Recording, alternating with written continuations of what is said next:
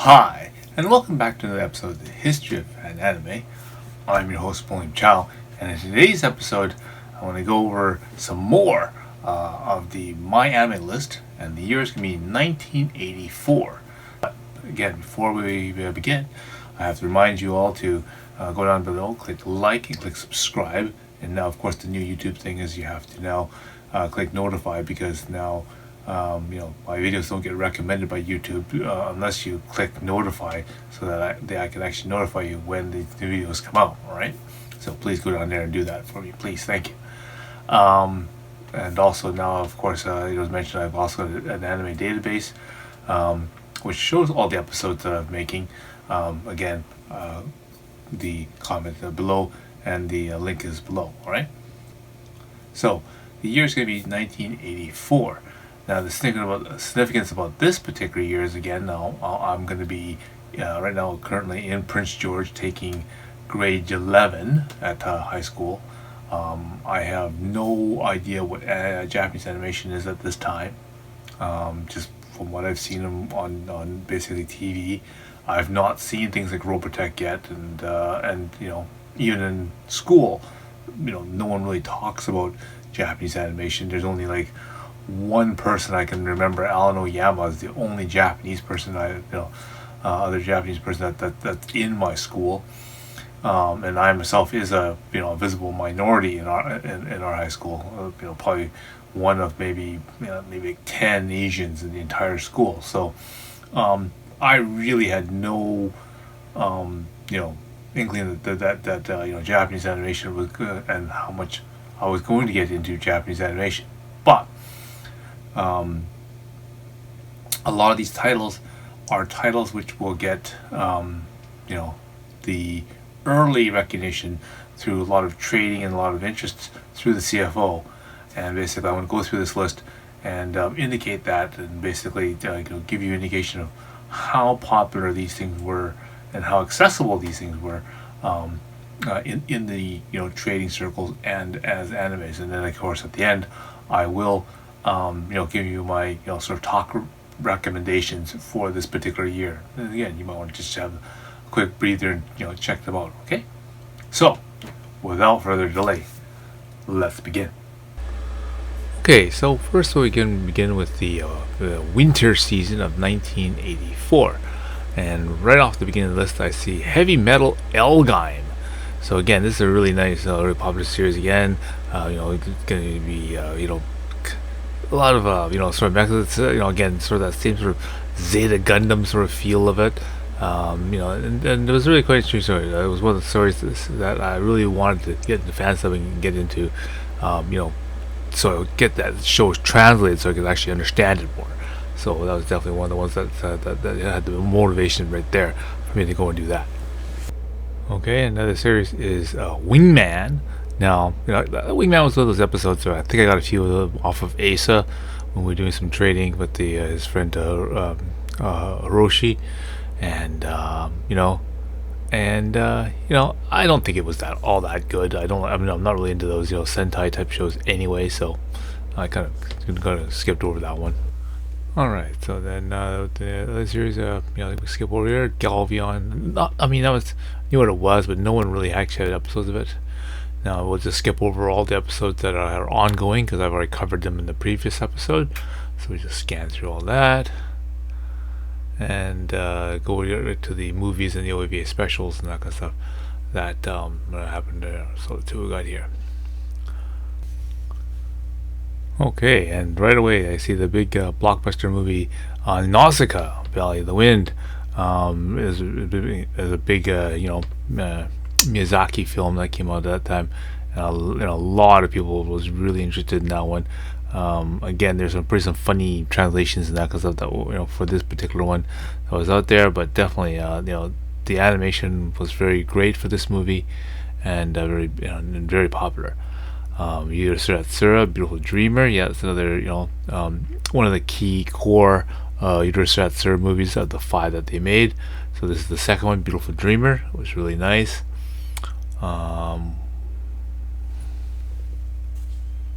We continue down the list here.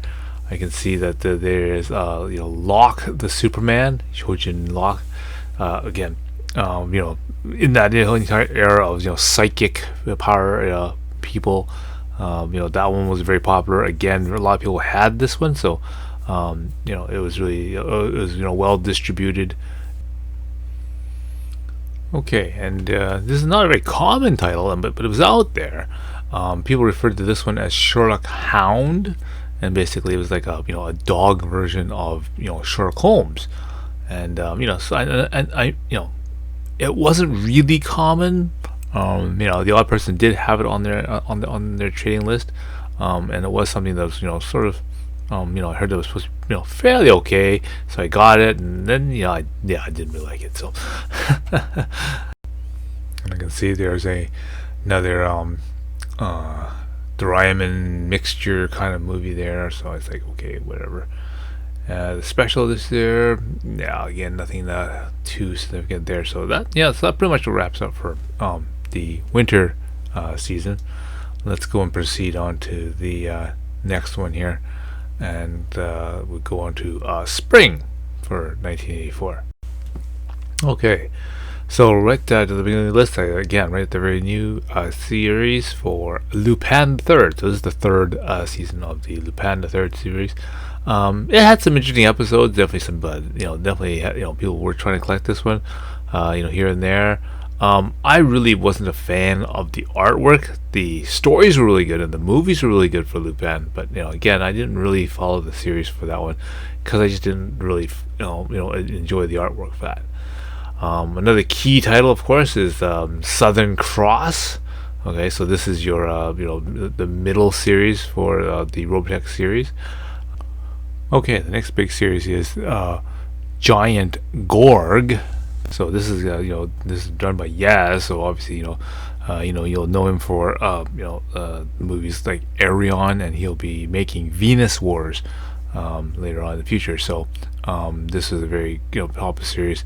Again, giant robots powered by kids essentially, but again in Yaz's style. So that one was a pretty popular series again for a lot of people to try to get and try to collect. Okay, continue along. There's things like God, Blazinger. I think it was out there, but no one really had episodes of it. Laziron, same thing. So, everyone sort of heard of it, but again, nobody had episodes of it. So, it's one of those things. So I'm just going to mark it as dropped, because I did follow the series a little later when the episodes were more accessible. I really don't like those giant robot shows like that. That style. So I'm gonna move on there. Again, Lazerion, no one had episodes of this, and again, no one had episodes of these. These are pretty much unknown stuff. So we'll just continue on with there, and no one knows what that is. Okay, so that's all the new series. We'll just speed past all the ongoing shows and go right straight to the OEVAs and movies here. What do we got here? We got two sort of cross ones. One's called Jumping, and another sort of strange fishing anime, whatever, I don't know what the hell that is. Okay, so we wrapped back to the top. Summer of '84. We got Maho Persia. Okay, so another one of these magical Emmy Pastel Pasha, and now this is Persia. Again, not very many people had episodes of this thing. I was definitely looking for it, and again with the the popularity of Orange Road, that was really a big thing. So okay, so we'll flip ahead through all the ongoing shows. All right, so we don't need to worry about those, and go right to the any OEVAs or movies for this time period. And right there for OEVAs, there is this thing called Birth. Okay, and this is one of the one-shot off OEVA things that occurred, and it was a few people had it. It was kind of strange. The artwork on it was okay. But I think it just got lost with all the other stuff that happened, during this era. Again, movies. Right away, the biggest movie that came out is Macross. Do You Remember Love? The most anticipated movie following the TV series back in '82. This is still one of probably the most key mark movies that got a lot of people into Japanese animation. Okay, so for someone like myself, right? There's all the extra hype and things that that was that sort of went with it. Okay, the Top Gun movie came out in '86, and that was roughly the same time when I graduated and went down to Vancouver, and that's when I got exposed to this Japanese animation. And one of the first things I get shown is Robotech and Macross. This whole entire concept of transforming. All of a sudden I'm seeing F-14 like airplanes transforming into robots and that kind of stuff. So this is like really exciting, time for me, to see these two sort of things come together. And I think it's really important that a lot of people saw this and got interested into the anime and into this sort of genre at this time. Alright, so the second movie right away is also another big one. It's called The Lensman. So again, a series based off of the series from E. Doc Smith. And again, at this time I was a bit of a sci-fi fan. I'm reading Isaac Asimov, Ray Bradbury, Carl Sagan, and all this stuff. And so all of a sudden I see, wait, they made an anime on a a show called The Lensman. Okay. Definitely worth checking it out, and so that really excited me there. Okay, so continuing along, nothing so much. There's another Kikukuman movie, some more wrestling guys. Again, lots of popularity in wrestling at that time. Telepath 2500. Another kind of rare sort of kind of obscure OVA that no one really paid attention to. Tekwan V, another one of these giant robot type shows, just kind of no one really cared about, and I think that's probably about it for movies at this time. Okay, specials.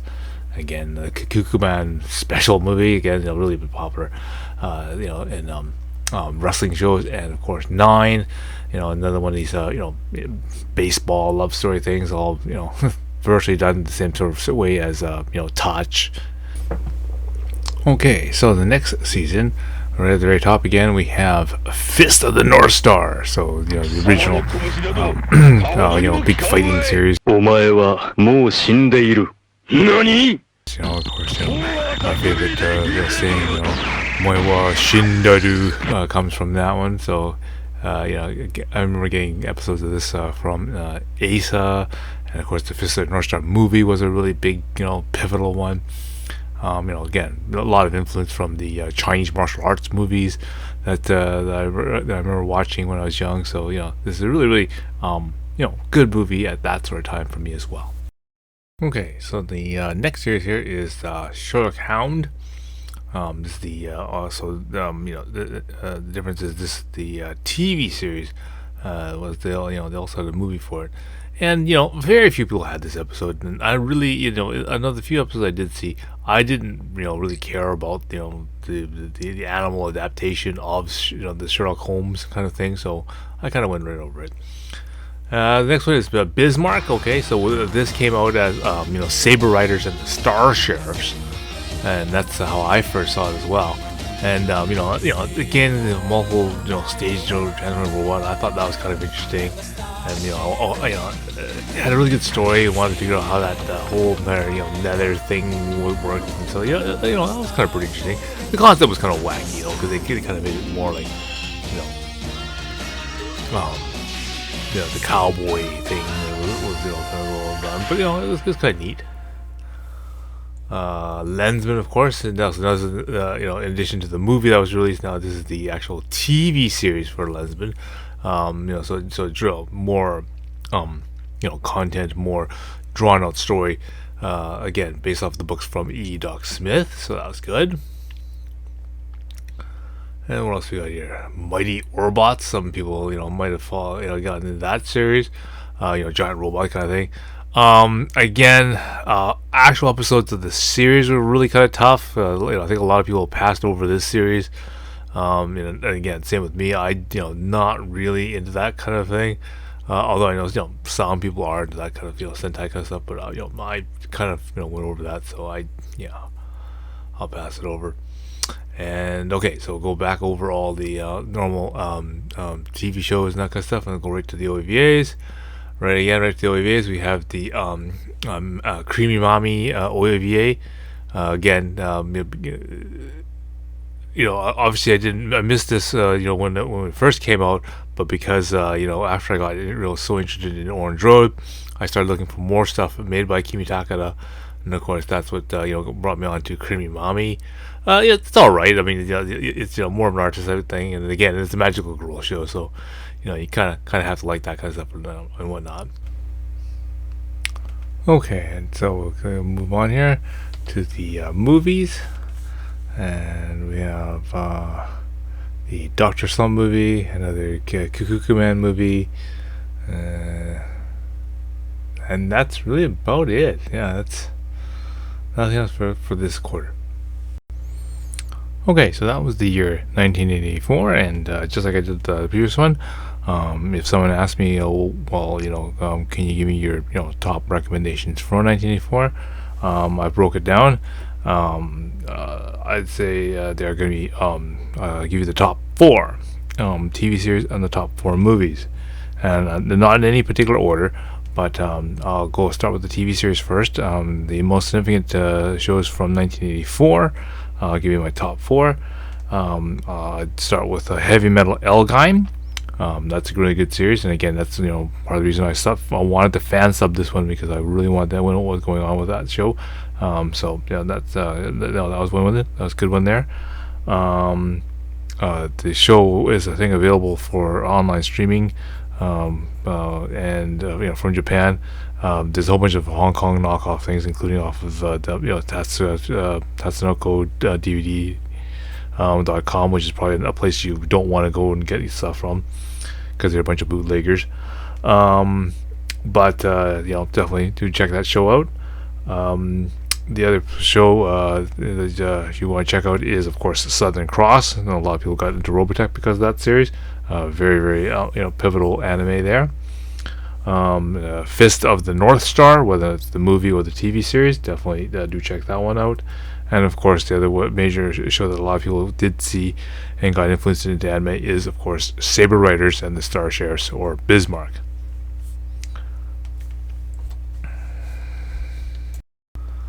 Okay, so and my top choices for movies in 1984. Again, not putting any particular order, but definitely, I think the 2 key ones you have to pick to watch is basically Macross. Do you remember? Love the movie. Absolutely, you must see that one. And of course, from Studio Ghibli, Nausicaa, or Valley of the Wind. Definitely, those they're your top 2 right there. And then the other 2 notable entries for this year would be the Lensman movie, and Lock the Superman, or Lock the Superpower. Okay, so those are the 4 that you want to check out for 1984. All right, I hope you found this episode really insightful and a really a pivotal year. Again, a lot of good titles came out this year, and a lot of very important titles to the anime community came out this year. So hope this was very informational to you, and again, you have a chance.